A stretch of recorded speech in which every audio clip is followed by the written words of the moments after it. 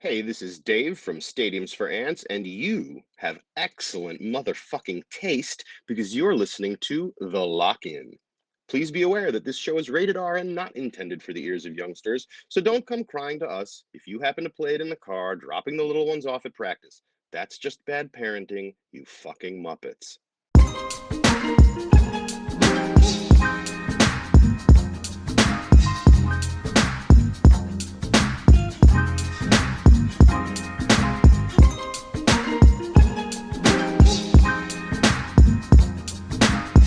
Hello and welcome to the Lock-In edition number 2 with me, Rusty, and my co-host over here, Mr. Carl Edgar. Thank you very much to David from Stadium for Ants for the intro there, just reminding you that there will be fucking swear words and unpleasantries throughout this podcast, so please be aware. That was brilliant, that as well, by the way. That is an amazing intro. Carl actually just let me listen to it just before we came on, and I was pissing myself. And I think it's quite apt, Carl, considering this week it was funny, it was full of hilarity, and this week we're going to be talking about our favourite comedians, mate. Yes, we are. By the way, I like the contrast in the whole like American English thing, like dropping the kids off at practice and that. Who the fuck? Practice, training, or something. Just say like English words, you lemon. He's actually moving to Amsterdam, so he's gonna have to like kick this Yank stuff out of his like language. Or is that the right fucking words? Is that the right words I'm going? Anyway. I know the irony of you trying to tell him to speak proper English. I can't even speak English myself. Mate, how are you? Yeah, good, mate. I think we need to ask you how you are actually after your abrupt end to your Sunday night show the other night. Yeah, last night, wasn't it? I was doing a post-match review with Jay Motti. And then there was just this massive loud bang. It was like a horrendous loud bang. And if you look at my face, if anybody gets a chance to nip to my channel, Eat, Sleep, Unite, Repeat, and just skipped in the last 30 seconds, I just like turn and there's pure fear in my face because a 3-story guinea pig cage is collapsing with 2 guinea pigs in it. And mate, I swear down, I looked at him and I just saw him. They both stared at me intently. Like, if they could scream fucking help or something, I could. They literally stared into my soul. I was like, what? And, I think someone replied to you on Twitter saying it's better without sound. Like, you watch a video without sound, and it's literally your face just tells a story, mate. And then Jay's hilarious, man. He's just like, yeah, okay, bye. It's the wave that gets me. He was just so calm, wasn't he? Just like, I was like, I've got to go, mate. Guinea pig cake has just collapsed around me. Got to go. See you later, everybody. And Jay was just like, yeah, man, nice one. Yeah, catch the big there. As if he sees guinea pig cage, he just drop around him on every podcast that he's on. Like, nature does not scare Jay. It was banging, mate. Honestly, because we were going to film this last night. I spent about 2 hours after that with Mrs. rebuilding it with a much sturdier structure. And for anybody listening out there, no animals were hurt in making of that video last night. They're both good. They were a little bit scared, but they will be. They're all right now. They're back to the usual mayhem. But pal, fucking hell. Mrs. Well, at least you've got a get out of jail card. Anytime you're on a podcast now and you don't want to be there anymore, I'll just throw around some straight bits to the cage. Like, bang, bang. It's happened again. I'm not having that on this one, though. We're doing this one. No, I'm happy. I'll stay all the way through on this one, mate. But yeah, I've only built it 2 stories high because I didn't want to be coming off any podcast early, to be honest. Yeah, well, we're buying some new stuff for it, and we're going to make it sturdier and stronger, and hopefully they can live a full and happy longevity of their lives and not die early because of our inept building techniques. So. Fuck's sake. How about you, mate? What have you been up to? Fuck all, mate. Back to work this week. Obviously trying to clear just literally tonight ripped up the new old carpets in the new place that we're going to. All right, yeah. Ready for new carpets. So no, yeah, nothing too interesting, mate. Back to work, being fucking nothing as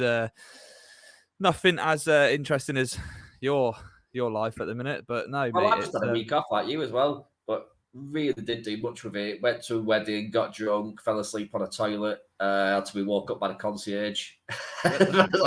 Mate, do you know, this was apologies for missing last week, but me and Russell were both busy. Me were moving, and Russell was at a wedding for about 3 days. So, so we didn't get time to record an episode. But we're back this week, and hopefully it's going to be a good one because we're talking about something about Russell in Russell's field. Comedians and our top 5 comedians. And I think the text he sent me earlier was we're going to talk about the comedians, and I'm going to tell you why I'm right and you're wrong. Yeah, that's what I said. We picked our 5 best comedians of all time, and I won't lie, mine could change from week to week. But so I love so many. But I just you said that like, what's the concept of it? I said basically, you pick 5, I pick 5, and I'll just tell you why you're wrong about your 5. Because if anybody's not watched this before, it's not been mentioned yet. It was previously on your old podcast, but I don't even know knows. But I'm a comedian, Carl, so it's my line. It's my field. It's sometimes the missus. Sometimes he's never a comedian. Russell is the most unfunniest comedian I've ever met in my life. That's just out of order, to be quite honest. I didn't come here to be disgraced like that. I'm giving such shit. But, we're all entitled to our opinions. But yes, that's what we're going to do. We're going to talk about your top 5. It's going to be really embarrassing if you've put me in yours now. You're not in there. But yeah, and just I don't know, just have a quick chat about them and tell us why they make us laugh with their hilarity and what makes them so appealing to us, and why their style of comedy just embraces us. Because I think sometimes with comedy, it's whatever walk of life you come from as well is why you choose that person, why they make you laugh. Who's going to kick it off? You could go first if you want. If no one agrees, get in the comments. By the way, get your comedians in the comments. Let's get the comments right. There's a few comments last time, so hopefully we can get them back. Also, the people are asking if we're going to do this live. Yeah, potentially. We just need the logistics of things at the minute. It's a bit of a pain in the ass. So, but when we can do it live, we will definitely get a live episode on. Go on then, shoot. Are you starting from 5? So I'll start from 5. It's always a good place to make our way to the top, like to the pinnacle, to the best one that we think is the greatest ever. I did. One sec. Carl's got a crying kid. One sec, Russell. I dare say he will edit that out, so you won't even hear me talking to myself. Right? Oh, he might do. He might just keep this in now because obviously I'm so great at improvising that it just seems seamless. I have guinea pigs and Carl has children, so it's show business, isn't it? You do not work with children and you do not work with animals, although essentially none of us are trying to work with either of them. They just always get in the fucking way. So I've just been talking to everybody, and you can decide whether you want to edit it out or not. Yeah. We'll see. He was asleep a minute ago. Go on. So what are we doing? We start with number 5, yeah? Start with number 5, yeah. Talking about, obviously, as we know, I'm a comedian, right? Last night I love it whenever I do something on Twitter and it bangs, and say I do a tweet about like an opposing team, like I did it about Man City not being able to sell tickets to the fans. It kicked off. And the first thing they go for is, oh, never heard of you. You're a comedian, bet you're worth £2 a ticket or something like that. I think one of the flyers that they actually found of me on the internet, it was £2 a ticket. So that, yeah. £2. £2 quid's £2, man. £2, that could be. I think I was doing it in Wigan. That's a lot of money in Wigan. It's a lot of money. I've been to fucking Wigan, mate, and a £2 coin on the floor, mate. It's like gold dust. You know what I mean? They all swarm around it like seagulls around Chippy. And no offense to anybody from Wigan who's watching right now, but you're probably just nodding your head. To be fair. Until you realise you're being offended, you're like, "You fucking what? You fucking what? We love a Wigan kebab. What are you on about?" Oh, mate, funny. Sorry, Wigan. We love you. Yes. You just smell. You smell, yeah. Top 5 then of all time. Right, just quickly before we start, one little note. I have chosen a separate 5 who I think you might have chosen. All right, okay. Ooh, that's a twist I never knew about. I know I didn't let you on that one, did I? I just thought I'd give it a crack and see how many I get right, if any. I might not get any right. Right, but in at number 5 for me has to be the Australian, now living in America, Jim Jeffries. Hmm. Do you, from your reaction, I'm not sure you know. I feel like mine would be very different to yours. I honestly do think mine, because I think mine are a bit mainstream, but some of them are not as mainstream anymore because they're not allowed to be. So Yeah. it's yeah. Jim Yeah, Jeffries is a shout, but it's not something I'd go for. Well, explain. Talk to me. Well, I just think he's a bit dark. You know, when you talk about mainstream, he did a lot of stuff on mainstream, and now he's under a lot of criticism because he goes for subjects that maybe other comedians won't talk about. He has been told off for possibly being a bit misogynistic and not liking women, but that's bullshit as well. It's just jokes. You know what I mean? He doesn't really mean that. You know what I mean? He doesn't like, if he talks about beating up women or disrespecting women, he doesn't do it. He's been with his girlfriend for about 10 years. So if he did do that shit, I'm sure he wouldn't be with her, unless she's just a very tolerant girl who doesn't give a shit and has a very little self-esteem. But no, I think he's absolutely fantastic. I think he's hard-hitting, he's filthy, but he's got a very charming way about him where he delivers it as well. And he's had a lot of life struggles himself. You know, a lot of them he brought on himself, like with alcohol and drugs and stuff like that. But I think it kind of like defined his character, and he took us on a journey with his comedy. I don't know if you've ever watched the Gun Control sketch that he does in his stand-up. It's possibly one of the most hilarious pieces of stand-up comedy that's out there. So I implore anybody watching this right now to go and just, if you've never watched Jim Jeffries before, please do. There's loads of DVDs out there. There's loads of stuff on YouTube. But please go and watch the Gun Control sketch because it's amazing. And I think sometimes with comedians, you get an affinity with him. And he hates the church. And I hate the church. You know what I mean? It's not matter what church it is. I just hate it. Anything that creates so much misery, death, war, and poverty, and just lets paedophiles run around fucking willy-nilly. Willy-nilly is probably not a great word to use. Yeah, not Willy. Let's leave willies and paedophiles out of this, shall we? And he goes for him all guns blazing. You know what I mean? No holds barred. Just really goes out on him. So for me, yeah, Jim Jeffries in at number 5. Absolutely love him, mate. Yeah. So you go and educate yourself as well, mate. Yeah, no, I do. Yeah. Well, some of these might educate me a little bit more. Who do you reckon who's on your list for me at number 5? No, I'm not telling you. I'm right at the end. Right, because I've got right then. I haven't put them in order. I've just wrote 5 comedians down that I think you will pick. If one of them comes up and you say the name, I'll go, ah! Yeah. Like a goal celebration. Yeah. All right. Well, the first one I'm going to go with is someone who's just recently passed away. Oh. Let's go Sean Lock. I think. Yeah, we should have shot the show, really. We're passing our condolences on it. You know, it was a bit, yeah. But yeah, good old Sean Lock. What a horrific age to die at, by the way, and of cancer as well, which is not, again, ideal.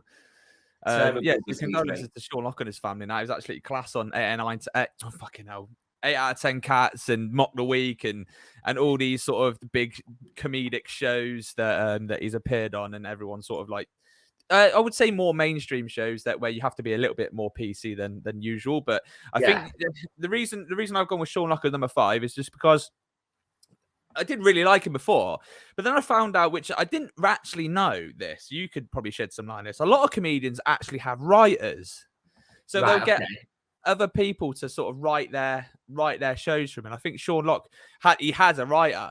And that I sort of sucked into the fact that I thought it was not, I wouldn't say it's not his material, but I think he obviously tells the story of the jokes and the punchlines obviously a little bit better than people who write jokes for him.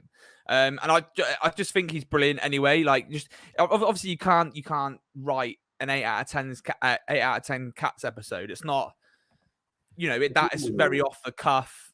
You can. It's not. It can't be all scripted. I'm not having that. It can't be all scripted. And I think some of the things, like the carrot in the box thing that's been going around the internet at the minute, like with I think it was a Christmas episode. Obviously, it must have been a Christmas episode. Just how dry it is, and how just how much he just doesn't his the knot of a care in his voice and that the way he delivers lines, I think it's fucking brilliant.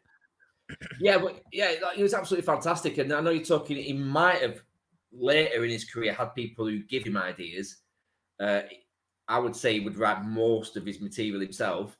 Obviously, because that's where he comes from. He started writing. I think he started a radio show first. I can't remember what it was called, but it was then turned into a TV program called 15 Minutes of Misery, I think, or 15 Stories High. Or that might have been 15 Minutes of Misery. Might have been the radio show on 15 Stories High. Which thankfully my guinea pig kid wasn't. It was his TV show, and it was so beautifully written. It's what made him like come apparent on the scene as a writer. But yeah, no, 8 out of 10 Cats is very like improvised. It is off the cuff, but they would have been given the topics before. And you know, it's like when we know what topics we're going to do. Oh, fuck me, yeah. Research for them, we can create funnies. They'll even have a team of writers on 8 out of 10 Cats who will write funny shit for them, and then they'll decide, okay, I might say that. Do you want to say that? Do you want to say that? But a lot of it, like especially with some of the really like ad hoc, well improvised stuff that he just comes out with. Like it's just so crazy that it can only come from a unique mind like Sean Rock, mate. And I'm surprised he was. I didn't put him in your top 5, mate. You know, yeah, no, I got him in there. I got him in there down the bottom. I know it's pretty fucking insensitive. He just died. I've gone, yeah, you're the shittest one of my favorite fucking comedians. But no, I put. Did you ever watch him? Huh? Did you ever get to watch him live? No, mate. No. The thing is, with me, obviously where I live in, or where I brought up, it's only recently that comedians have started coming down here and playing our pavilion, because it's quite a big place. You get a couple of thousand people in our pavilion on the seafront. Yeah, and the latest one I've gone and watched is Lee Nelson. He came down a couple of years ago. All right, and he was really funny. Actually, he was really good. Unsurprisingly, he did a lot of homework on like local jokes and local like piss takes. Like obviously, because I live in Portland, and people that grew up in Portland, and it's like a little tiny fucking island.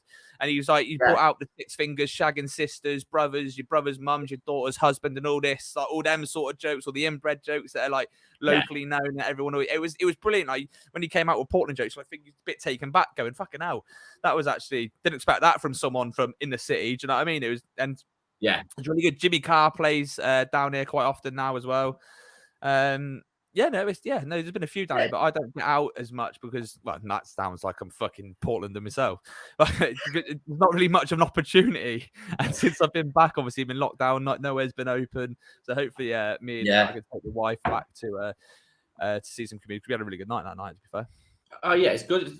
Go and see live comedy is the best. Even if you don't go watch a mainstream one, if you've got a local comedy club, go to it, because some of the acts you see there will be like just as good as you see on TV. Well, it's all like where everyone starts, isn't it? It's a bit like non-league football, isn't it? Everyone starts in academies, and comedy clubs are more like the academy of that's where you get picked up from, isn't it? The comedy clubs is where you're at. That's the highest you'll ever get to, unless you want to go to TV. There's loads of comedians in the comedy clubs who are better than what you see on TV. There's one comedian who didn't quite make my top 5, who's recognised as the greatest comedian that Britain's ever created. He's called Daniel Kitson. He was in Phoenix Nights. He wore the glasses. He worked behind the bar. He was proper thick as fuck. But that's the only bit of telly he's ever done, because he said he wouldn't sell himself out to the mainstream. But he's got like the biggest following, fan base in like of any British comedian, and people just go to watch him and fill out theatres. Or don't have to be like massive theatre, because he won't do that. I think he prefers it more intimate, like 200, 300 maybe. But comedy is such an in-depth game that people thinking to see him on television must be the best. Don't get me wrong, a lot of them are, but trust me, there's some dog shit on that TV as well. Christ, I know there is. Yeah. How are you even on there? But I've got a big respect for having a, a fellow peers and all that. Some shit. Just some fucking rubbish, mate. Oh, but sure, look, mate, that's a touch. Yeah, sure, like, hang on, mate. What's your number 4? I wouldn't begrudge you. Number 4, so a national treasure these days, I reckon. Just talented, diverse, maybe a bit like Marmite. Mr. Ricky Gervais is. I got Gervais. 4. You like Gervais? Gervais was going to be my number 4 as well. Was it? You can still have him Yeah. as your number 4. We can talk about it. Oh yeah, collectively no, now. yeah, but that's what I mean. As a joint number 4, I was going to pick Gervais just purely off what some of the words you just used.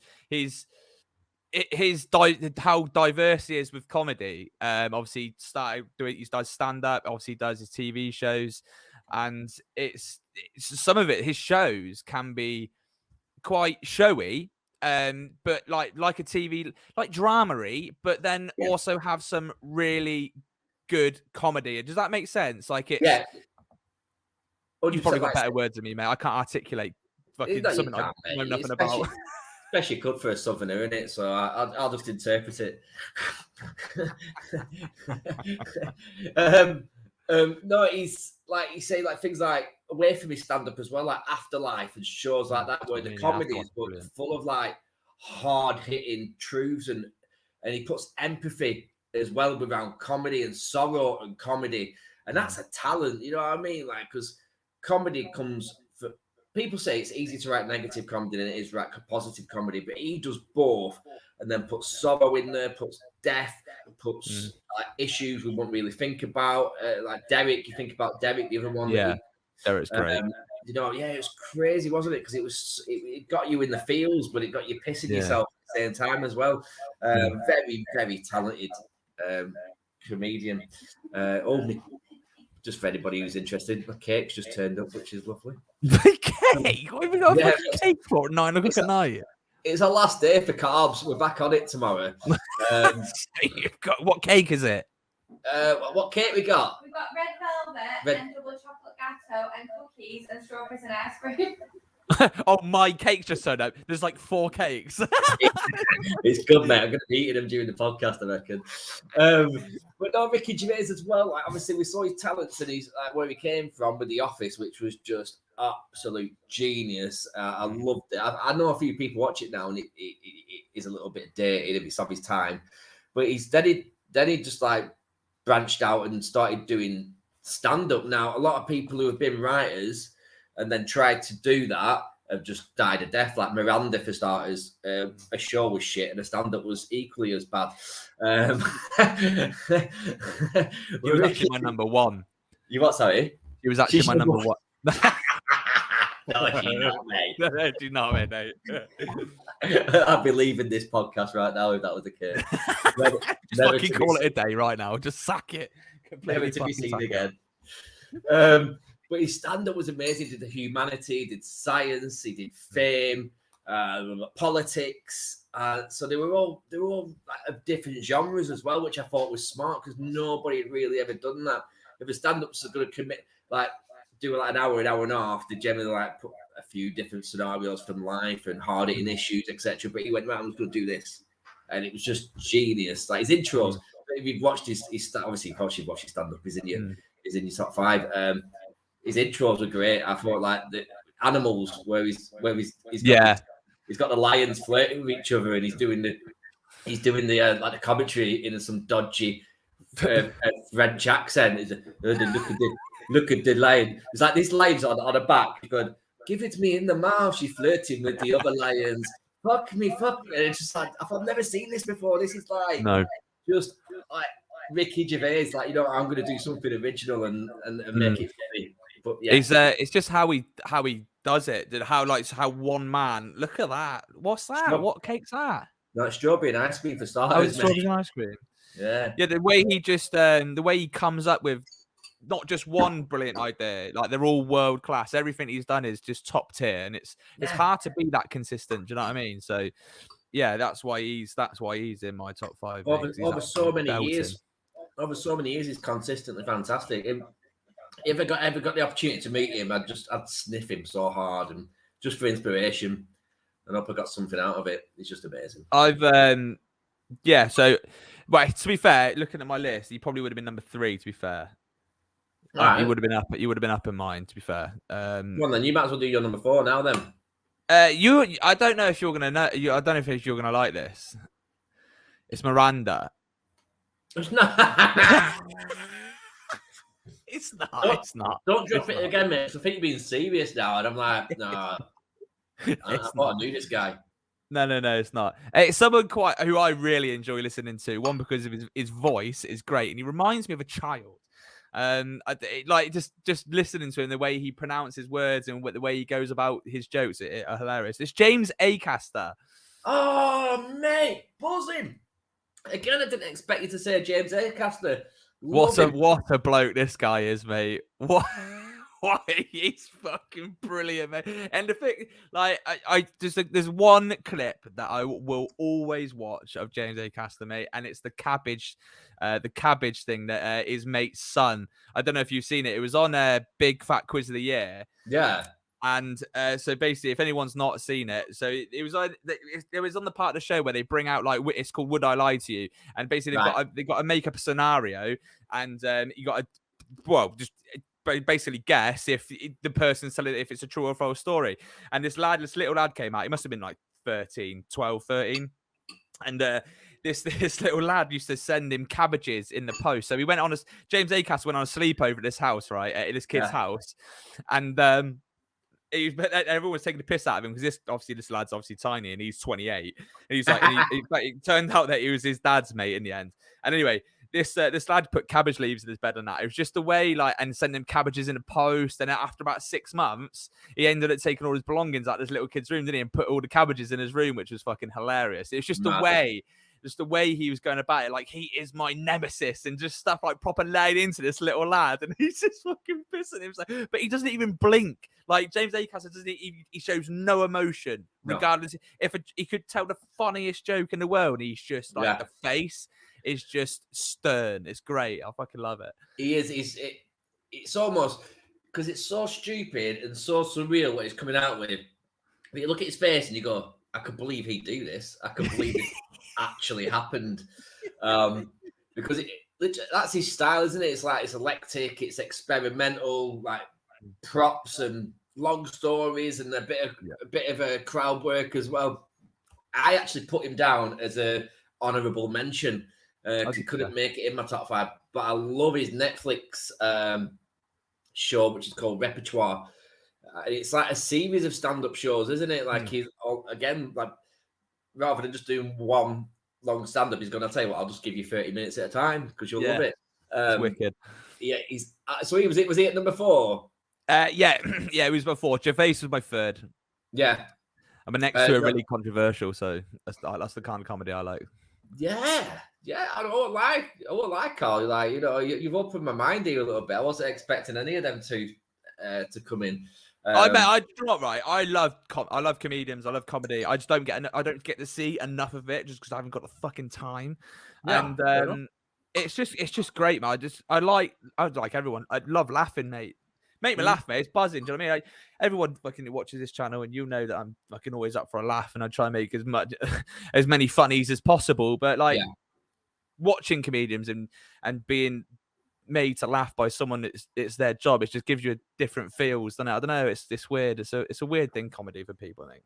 It's just great, isn't it? People used to say to me, like, you know, oh, why do you do it? Like, is it because you've got an ego? Is it because you like to be centre of attention? I was like, well, it's that plus when I first started doing it, I just did it because I knew I could write funny stuff. I didn't know if I could deliver it. I didn't know if I could put it across in the right way, but I found out I could do. And once I started doing that, it like dawned on me, for 20 minutes at a time, I can just take people away from whatever shit is going on in their life, you know, be it if they're going through turmoil, be if it's just like work issues, just whatever got to nowhere. 20 minutes to take them away from that and make them laugh. And I thought, that's why I do it. That's really why I do it. I love that and rubbing my ego and yeah, which you don't need any more of that. I think everyone fancies themselves as a little bit of a comedian, like especially like people like you listen to comedian stories, and it's always like, I was the class clown, I was this, I was always doing that at school or whatever. I like to make people laugh in the pub, or you know, you could be like, there's been loads of times where there's loads more people funnier than these comedians and comedians that actually do shows. But it's about, like you said, it's about, can you get that across? You can be funny, but can you get it across to a crowd? Can you write new stuff? And that's where like people like me fail. Like, yeah, I'm hilarious, but I wouldn't be able to do it. I wouldn't be able to do it like in a show or whatever. Do you know what I mean? So it's, props, not you, props to the proper comedians. To the real comedians. No, I know so many people in my life who I just think are far more hilarious than me. The girlfriend is way funnier than me. But would they be able to get on stage and do it? No, not a chance. Would they be able to actually write material? No, That's probably it. not. That's, Just yeah, that's the big part of it, though, isn't it? got some bad news for you as well. I don't know how true it is, but I heard it not long back. But James Acaster's thinking of quitting stand-up comedy. That's rubbish. Yeah, I don't know what it is. I don't know if he's just if it doesn't fulfill him. I think it was something along the lines that he just doesn't enjoy it anymore. He might just go through a dip. I know I've been through it. I'm always on it. I'm like, love it, hate it, love it, hate it, love it. I'm gonna hate it bit at the moment. I think it's just because I haven't done enough of it. Not done it, yeah. 18 months and that. But yeah, I just think he's not enjoying it anymore. It's not giving him what he needs. Well, that's fucking shit news. Thanks for absolutely ruining my night. Mate, honestly, I'll have a look before the end of the show. I'll have a look and see if I can find anything on it. And if I can, I might bring some happy news by the end of the podcast. Nah, piss off. Don't fuck off here. Right. So, you see, by the way, me. But if anyone is listening to audio only, you can probably hear a little bit of a clang. He's shoving his fucking face full of ice cream. Well, why are we trying to do this? I've got ice cream and tomatoes, different flavored ice cream. I don't even know what it is. Tomatoes? I said tomatoes.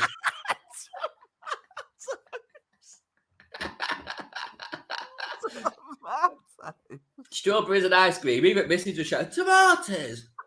Oh, yeah, you give me tomatoes, love. Why did you get strawberries?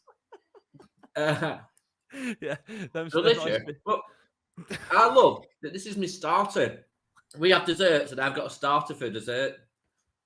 I've got an array of other desserts coming. Brilliant. Fucking hell. What a fucking dick. So I'm nearly finished this now, guys. And I dare say I can eat my cake afterwards, but I couldn't eat the ice cream afterwards. You can get your cake and eat it and all that. Yeah. So what number? I'm completely lost track. What we're doing? Fuck me. What are we doing? Are we on 2 or 3? Number 3 now. It's back. It's back to me. I've done my 3, innit? It's your third one, yeah. Right. My number 3 is Ramesh Ranganathan. Shout, mate. Great comedian. Lindsay bought me his autobiography not long back. Yes, I can read before you go there. It wasn't a picture book. It was a picture book, yeah. Ramesh Ranganathan pulling his greatest pictures. And it's funny faces of me going, look at this one. Absolutely love him. I think he's one of the greatest upcoming British comedians out there. And do you know what? Good for talking about quitting comedy. He nearly quit comedy as well. And then he entered the Leicester Mercury Comedian of the Year award in about 2013 and won it. And it's like possibly the most prestigious award you could, like, for newcomers that you could win. It's massive. Anybody who's won it has gone on to like great riches and fame in the comedy world. I think like Russell Kane's won it before, and other people, some other names that I can't even think about right now because I don't do my research. But he won that, and then the rest is history, mate. But I just love him. I love that he's self-deprecating. He's crazy. He's very relatable. If anybody's got kids out there as well, he's got some great kid material, and I love not the horrible stuff either. You what, mate? Like kid material, just the illegal stuff, yeah. Yeah. No, some above board stuff, mate. You're going there, that one, mate. We're back at Catholics, aren't we? Priests, not just Catholics in general. Some Catholics are lovely people. I can cut that out. Yeah, I might have to.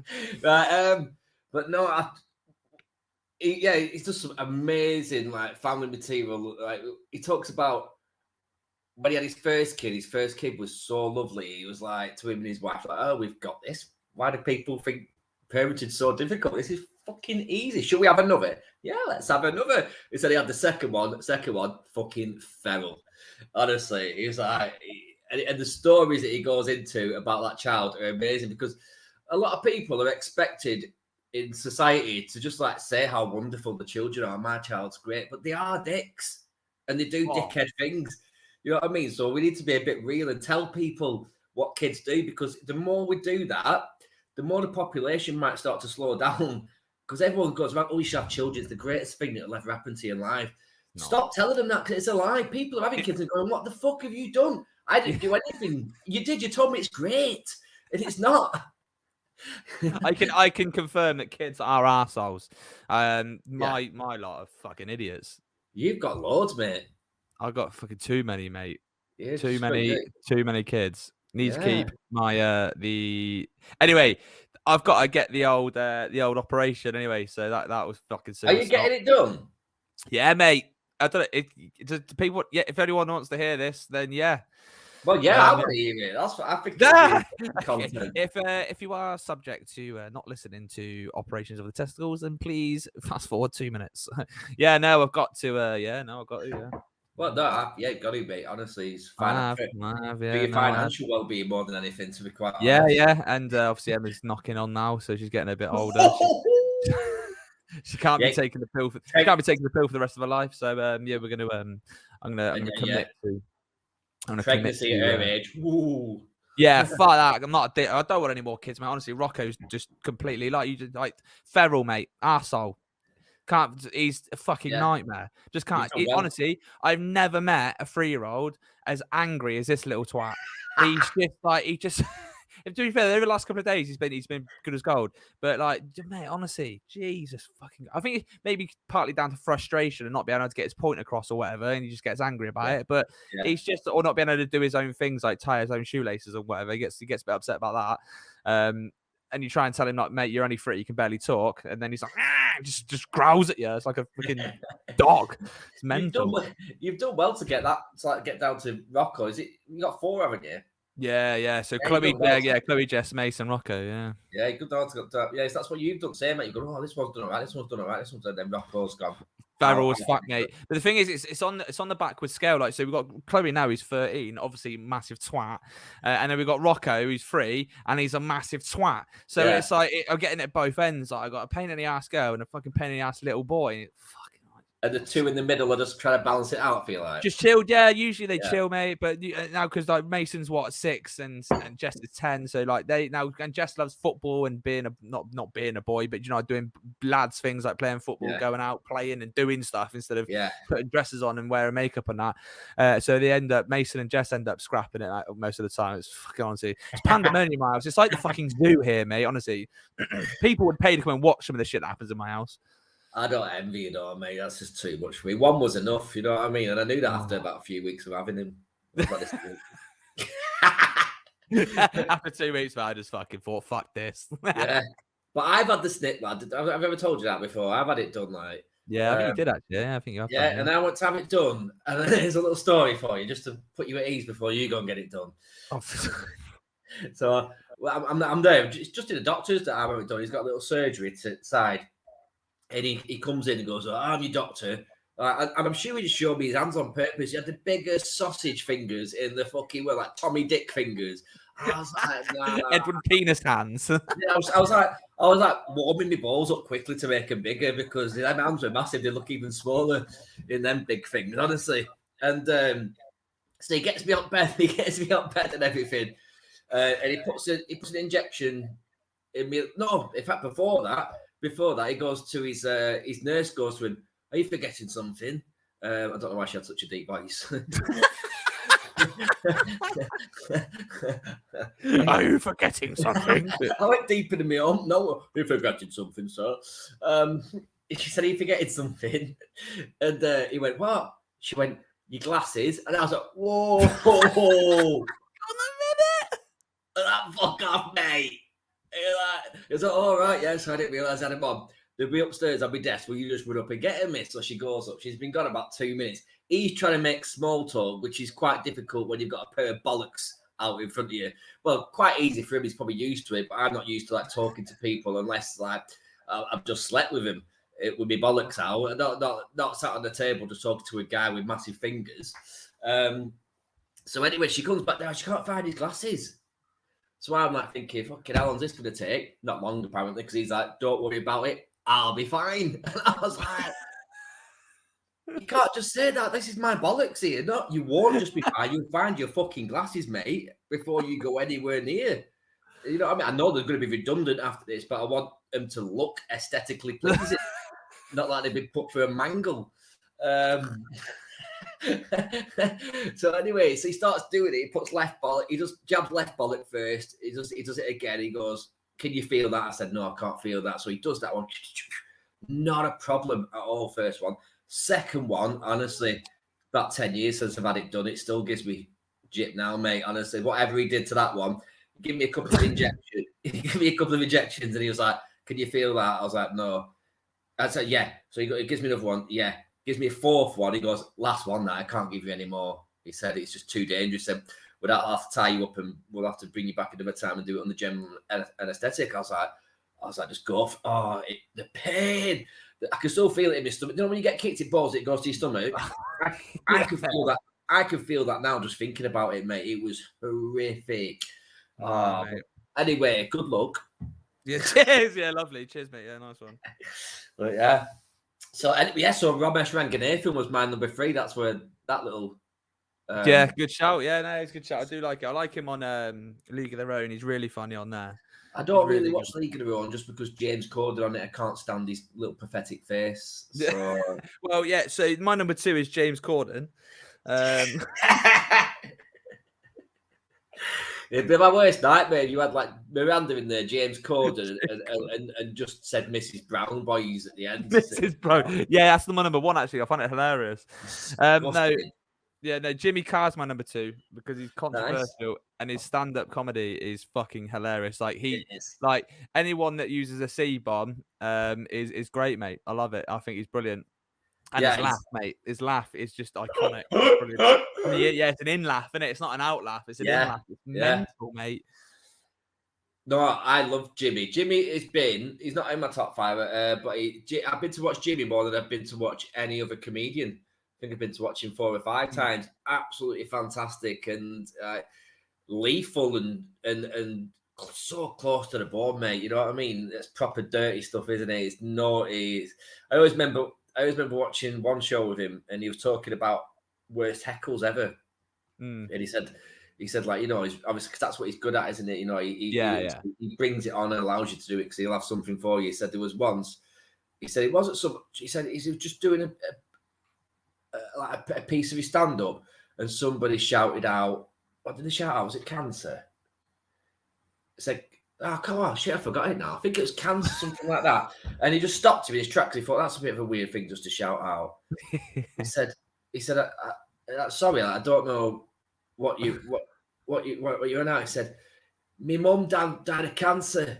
He went, honestly, he said, if that was like something to do with like what I was doing then, I could understand. He said, but it wasn't. He went, no. He said, my mum died of cancer, but it was still fucking funnier than this.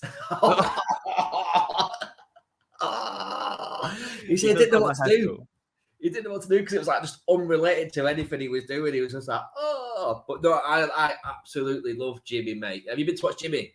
No, I haven't. No, I've seen like the videos and stuff. I'd love to go and watch. He obviously when he came down here, I was going to get a few tickets of that, but just time and fucking time really. So all the football that I got with the kids and that's a nightmare.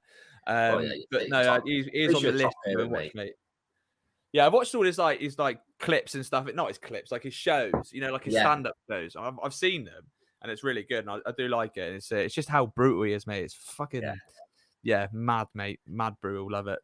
Just drop. He does what a lot of comedians do, but he likes to drop in like a few naughty ones early just to test the crowd, see where he's at. They know now what they're going to watch anyway. If you're going to watch that and you get offended, then you've got an issue, haven't you? But yeah. It's mad, love Jimmy, mate. Love it. My number 2, mate, is another guy. Yeah, in fact, how many? 2 of mine. My top 2 aren't even with us anymore, which is sad for me. I don't ever get to watch him do any new material whatsoever. But at number 2, I've got the amazing Robin Williams.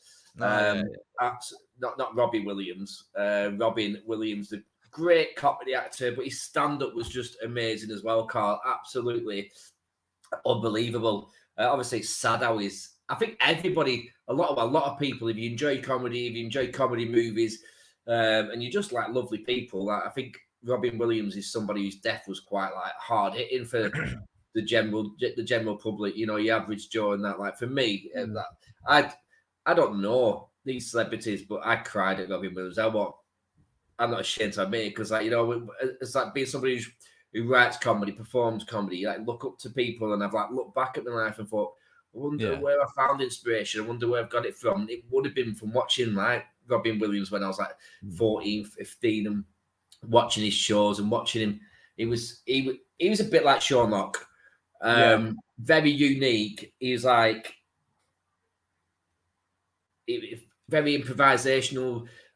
He took on a lot of characters, a lot of personas when he was on stage, and he got his break on the Richard Pryor show. Now, Richard Pryor is classed as one of the greatest comedians that's ever walked the earth, and Robin Williams was only 17. He was on his show, and Richard Pryor was just crying with laughter, just like howling, falling over. So I think when you've got somebody of that accolade, just in absolute stitches watching you at 17 years old, you just knew he was going to be a phenomenal talent. And I wish I could. I obviously never got a chance to watch him. I was too young at the time, but I wish I could have just had an opportunity. He got classed.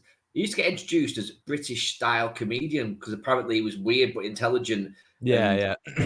Apparently we're weird and intelligent. I go with weird, intelligent, probably not so much. Yeah, I think what they were saying though, not us two anyway, mate. That's for sure. No, intelligence was lacking. It was because if like Sean Locke with Robin Williams, because it's so abstract, it's so whimsical. It just seems like there's so many crazy ideas going around at once. You have to be intelligent to put it across and deliver that. It takes a certain kind of individual, a unique manic mind to deliver that, mate, and make it land so well. And Robin Williams, like Sean Locke, just absolutely amazing at it. So he comes at my number 2. I'll tell you what, I'm a bit young for Robin Williams. I'd watch Flubber, if that counts. I watched Flubber, if that counts. Yeah, Flubber, Mrs. Doubtfire. Mrs. Doubtfire's a good shout. Yeah. Great. I've never actually seen like his actual comedy, which is a shame. Well, go just nip onto YouTube and have a look. There's like the golf clip is a golf sketch that he does talking about how people play golf. That's it. It's just absolutely mint, mate. I'll have to go check out. Yeah, I'll have to check out. I can't wait to look back in the comments and see what people thought about our choices and what their choices are. But before you say your number 1, mate, go on. I have not picked any of yours. So my predictions were absolute dog shit. So I've got 5 left. I've literally got 5 guesses left now. Yeah. Who it could be. So drum roll, who's your number 1, mate? Frankie Boyle. Nah, I nearly put Frankie Boyle in, but I changed my mind at last minute. I put Kevin Hart. It's a good shout. I like Kevin Hart. No, Frankie Boyle, mate, because he's even worse than Jimmy. Well, he's not. I don't think he's allowed to perform on TV anymore because he's fucking some of his jokes, mate. Honestly, like, oh my god, I love people who push the boundaries, and he was the one that pushed him a little bit too far, and everyone tries cancelling him all the time. And I love that. I love that about him. Where he just doesn't give a fuck either. Like, he doesn't care. He'll be like, well, if you don't like my jokes, I'll just tell him even more. Like, it's hilarious, and that's why he's my number 1, mate. He's absolutely fucking brilliant. Yeah, I've been on the same bill as him. It was like, I can't remember what it was. It was up in Scotland, and there was about 30 of us on. You only got like about 3 or 4 minutes. It was like testing out new material. It was dead weird, but he was on it. It wasn't like a set night that I was on with him, but I was on the same stage as Frankie Boyle, so I'm always going to take that one. Love that, mate. When I first started doing stand-up, people always go, what's your style like? What do you do? And when I first started, it was very similar to Frankie Boyle. I was really close to the bone, you know what I mean? I was naughty, I was vulgar. I'd get a lot of ooh, or laughs, then ooh, and then ooh, should you know what I mean? It was really difficult. Yeah. I remember when even a story about him, and that he used to do one joke near the end that was so controversial. He'd start on doing the microphone and take the bottom bit or top bit, which was off stage in case anybody came at him. You know what I mean? I know. I don't even know what the joke is. I would love to tell the people out there what that joke was, and I'd love to find. I'm gonna have to find it out myself. I'll send it to you. But apparently, it was that vile and that disgusting, that close to the bone, that he used to have to take the end of the microphone off. But I love that. I love it. I love watching people get offended. It's great. Yeah. It's so PC nowadays. Like comedians that have a really hard job because obviously everyone's so PC and everyone's so easily offended nowadays. It's difficult to know where sort of the line is. Where the line is a lot weaker than it used to be, say, 10 years ago. Oh, yeah. And it's a real shame because it could end up killing sort of jokes and that. It's going to be a real shame. Well, yeah, it'll kill mainstream TV comedians. They'll just be too family orientated, too soft, too PC. But you'll always find your Frankie Boyles and your Jimmy Carrs out in your theatres and that, because they've got fans, they've got a following. But yeah, Frankie's great. You know what I mean?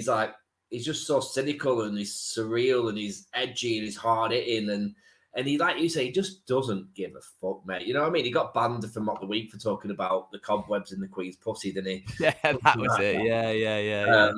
Yeah. Yeah, absolutely amazing comedian. Yeah, deserves to be at number one.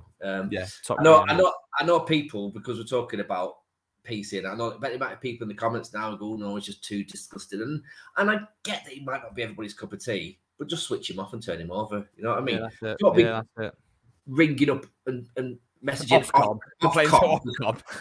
Frankie Boyle, I don't know, told a joke about somebody you never met before and you got offended by it. Just switch over and put fucking Dad's Army on, you prick. Dad's Army. That's all right as well, to be fair. But of its time, mate, weren't it? Definitely. Yeah. Of its time. Something your old man or your granddad had on TV, wasn't it? Dad actually did have it on quite a lot, to be fair. Anyway, go on. Number one. What's your number one? Number one, because we're getting up to the hour mark, mate. Number one for me, you might not even know him, but I'll tell you all about him. It's Mr. George Carlin. No, I say over your head. George Carlin was a pioneer of comedy for me, just an absolutely amazing comedian. I've got a tattoo on my ribs which says it's the duty of a comedian to find out where the line is drawn and then cross it deliberately. Probably some advice that Frankie Boyles worked upon in his time as well, because George Carlin just didn't give a shit, mate. He was amazing.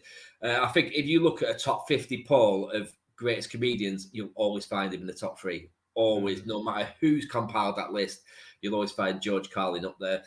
He started off mainstream, kind of friendly, just playing it safe, being funny, getting paid gigs that he needs to, and then he grew a beard and started taking drugs, and it kind of like opened his mind and evolved him into the monster that he became, and he just became the king of irony, the king of satire, the king of political satire, and there was no subject too touchy for him to touch.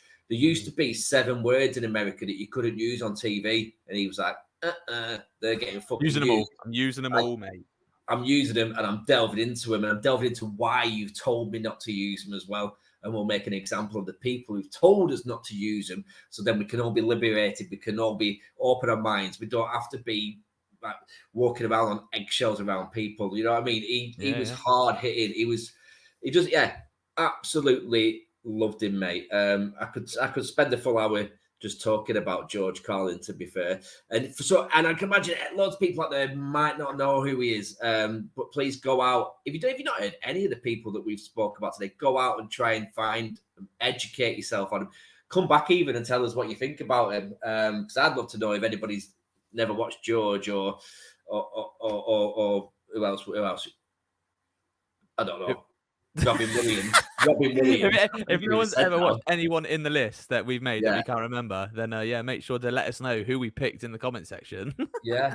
And thank you to everybody in the comments who did put me in their top 5 as well. Love that. Cheers. No one's done that. No one is put. No one even knows you're a comedian because you don't tell people enough, mate. So it's hard to like sort of gauge. I used to, mate. I used to tell everybody, didn't I? Yeah, fucking nice. You just walk past me at the street, I'll tell you. Yeah, do you know I'm a comedian, mate? Yeah. Heard a lot about you.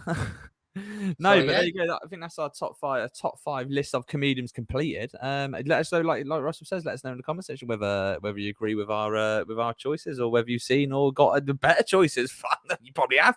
It's all opinion based, isn't it? Do you want to tell you the top 5 that I thought for you? Go on. Michael McIntyre. The fucking hell, right? Yeah. Rob Beckett. Yeah. Fuck. All right. Yeah. Lee Evans. Yeah. Kevin Hart. Yeah. Peter Kay. That's quite. What's the words I'm looking for? That's quite like. They're mainstream, aren't they? Like observation. They're really mainstream. Yeah.